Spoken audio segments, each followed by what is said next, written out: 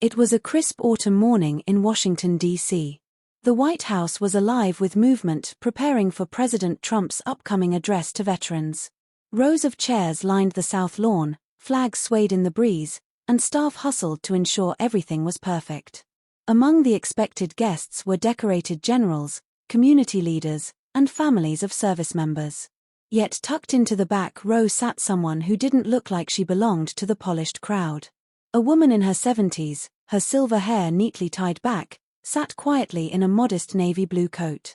Her name was Colonel Evelyn Hayes, a retired Air Force officer who had spent over 3 decades serving her country. Evelyn hadn't come to be seen. She came to listen, though she wasn't sure what she would hear. She carried an old leather satchel on her lap, worn from years of travel, its corners fraying. Inside was something that had haunted her for years. As Trump stepped onto the stage, the crowd rose to applause.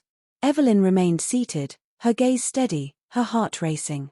She wasn't there to flatter or criticize. She was there with a story.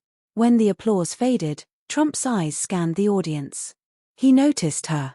Something about her stillness, her quiet strength, pulled his attention away from the crowd's energy. She was different. And in that moment, though he didn't know her yet, he would soon realize her story had the power to change not only his day, but his perspective and perhaps even the nation's. After his speech, Trump stepped down from the podium to greet veterans in the front rows.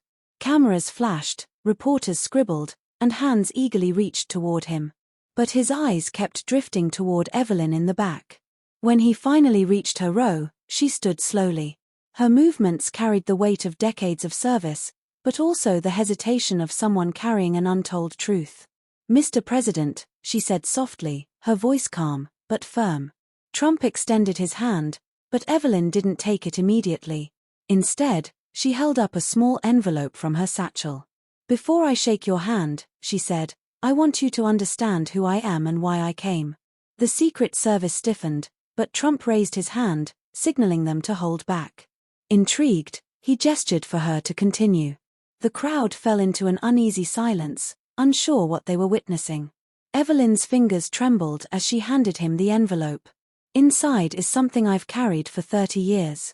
I've never given it to anyone in government, not even when I had the chance. But today, I believe you're meant to see it."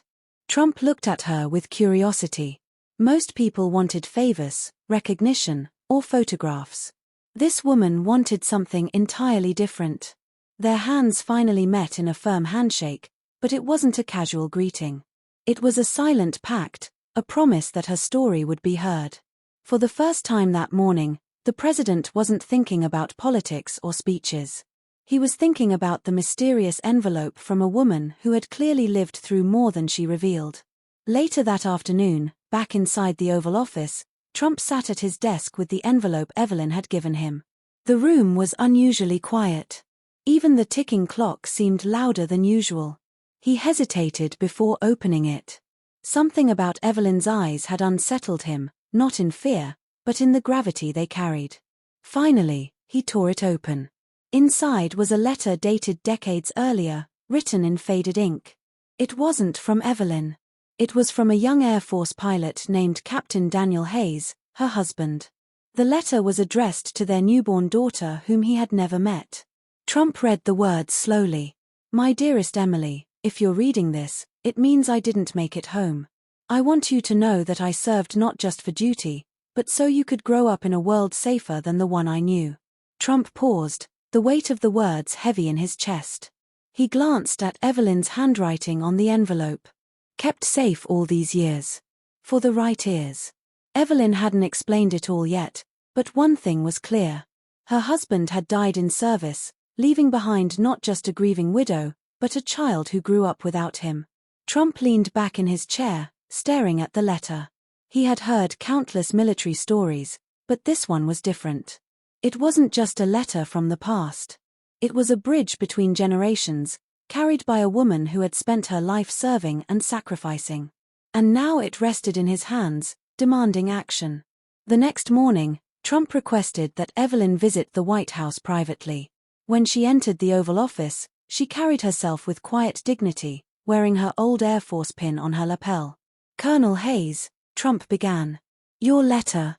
It moved me. But I need to hear your story directly. Evelyn nodded, her eyes glistening with memories. I was only 20 when I met Daniel.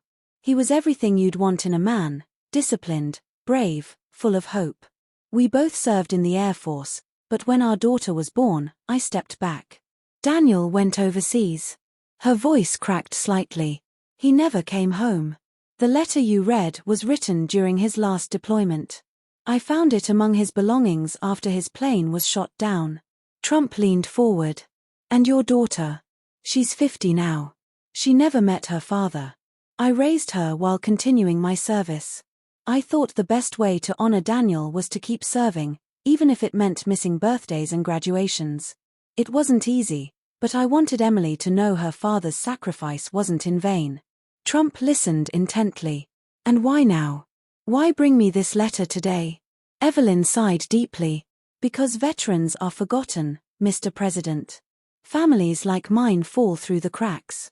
Widows, children, those who carry invisible scars. We're strong, but we need someone to remind the country of our worth. I'm not here for myself. I'm here for them. Trump's usual confidence softened into something quieter. This wasn't a political plea. It was a mother's lifelong burden, and he realized this meeting wasn't chance. It was destiny. Trump asked Evelyn if her daughter Emily knew about the letter. Evelyn shook her head. She knows her father wrote something, but I never gave it to her. I wanted her to grow strong on her own, not with the weight of words from a man she couldn't remember. But now I wonder if I made a mistake. Trump nodded. Sometimes strength isn't about carrying burdens alone. It's about sharing them. Evelyn smiled faintly. That's what Daniel would have said. Moved by her vulnerability, Trump made an unusual request. Would you allow me to meet Emily? Evelyn hesitated. Her daughter lived a quiet life as a schoolteacher in Virginia.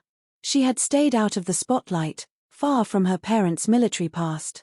Still, Evelyn saw sincerity in his eyes. She won't be easy to convince, Evelyn warned. She's independent.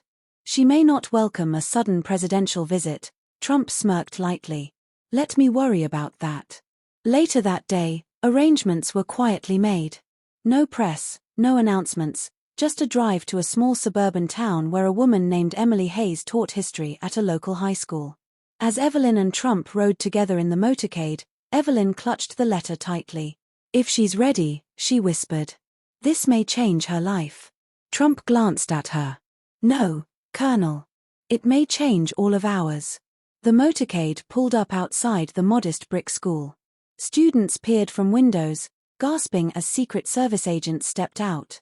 Emily Hayes, unaware of the surprise, was in the middle of grading papers when a staff member knocked on her classroom door. Ms. Hayes, you need to come with us. Confused, she followed them to the hallway where she froze. Standing there was her mother, Evelyn, and beside her, President Trump. Emily's jaw tightened. Mom, what's going on? Evelyn stepped forward, her voice trembling. Emily, I've brought something I should have given you years ago. She held out the faded letter. Emily frowned, hesitant. What is this? Trump spoke softly, unusual for him. It's from your father. He wrote it before he died. Your mother has kept it safe all these years. The hallway grew silent.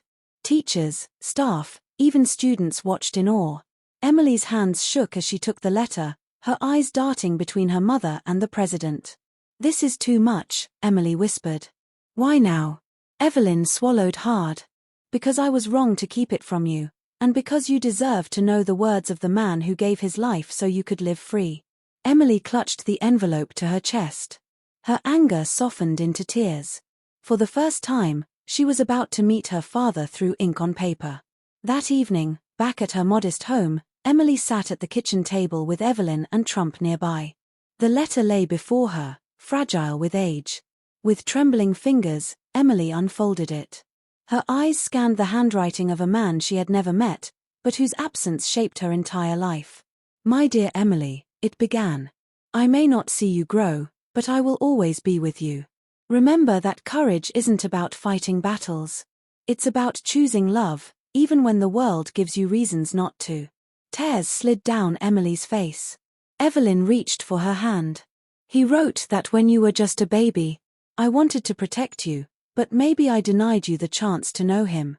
Emily shook her head. You carried so much, Mom. I never realized. She looked at Trump. And why are you here? Trump leaned forward. Because stories like yours matter.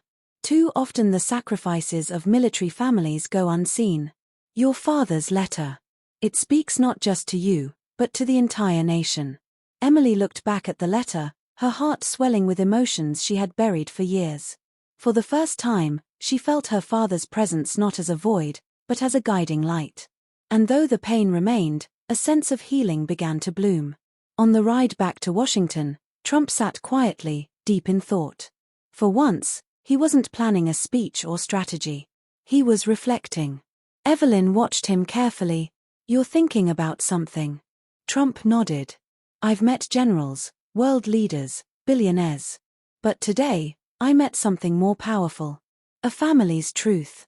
A letter written 30 years ago just changed how I see everything. Evelyn tilted her head. And what will you do with that realization? Trump exhaled. I don't know yet, but I know this. I can't let it end with just one family's healing. There are thousands of Emilys, thousands of Daniels, thousands of letters that never reach the light. Evelyn's eyes softened. Then perhaps your job isn't just to lead the country. It's to listen to it. Trump looked out the window at the passing lights of the city. For once, he didn't feel like the most important man in the room. He felt like a messenger, someone entrusted with a sacred duty. And in that moment, he knew Evelyn's story had planted something in him, something that demanded action. Back at the White House, Trump called an urgent late-night meeting with his advisors. They entered expecting political strategy, but were surprised by his opening words. I want to start a project, a national archive, not just of history, but of letters. Letters from fallen soldiers, from veterans, from families who sacrificed. His advisors exchanged glances. Mr. President, that's a massive undertaking. Trump's tone was firm. So was landing on the moon, but we did it. This matters. Families like Colonel Hayes shouldn't have their stories hidden away in attics. They should inspire the nation. He outlined his vision, a digital and physical memorial called Voices of Valor, where letters, journals, and messages from service members would be preserved and shared. This isn't about politics, Trump continued. It's about memory, about making sure the next generation understands the cost of their freedom. The room fell silent. For once, the idea wasn't debated. It was embraced because they all knew this was more than policy. This was legacy. When Trump shared his plan with Evelyn, she was quiet. It's noble, she admitted. But are you ready for the weight of it? These aren't just words. They're lives. Pain. Unfinished dreams. Trump nodded. That's why it must be done. Evelyn sighed. Then you must do it right. Don't turn it into a spectacle. Don't let it become about politics. Promise me that. Trump looked her in the eye. I give you my word. She studied him carefully, then nodded. Then I'll help. I'll donate Daniel's letter as the first entry. But only if Emily agrees. Later, when Trump asked Emily, she hesitated. This letter is all I have of him. Sharing it feels like losing him again. Evelyn touched her hand. Or it could.